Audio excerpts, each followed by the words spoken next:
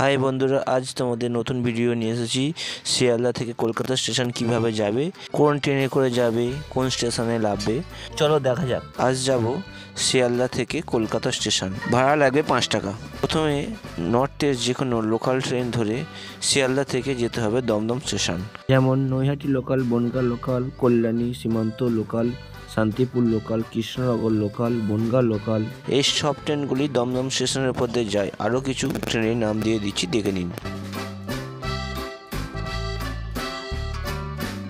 শিয়ালদা থেকে এখন কৃষ্ণনগর লোকাল ধরে যাব দমদম স্টেশন। শিয়ালদা থেকে প্রথম স্টেশন পড়বে বিধাননগর রোড, তারপর হচ্ছে দমদম স্টেশন। এখন ট্রেনটি এসে পৌঁছালো বিধাননগর রোড স্টেশনে।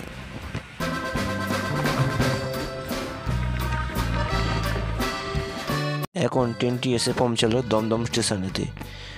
আমরা এবারে ট্রেন থেকে নামবো, নেমে 5 নম্বর প্ল্যাটফর্মের দিকে যাব।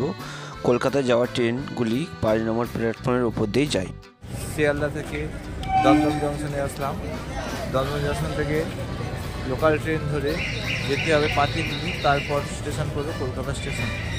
কোন কোন ট্রেন যায় দমদম স্টেশন থেকে কলকাতা স্টেশন? এই ট্রেনগুলি দমদম স্টেশনের উপর দিয়ে কলকাতা স্টেশনে যায়।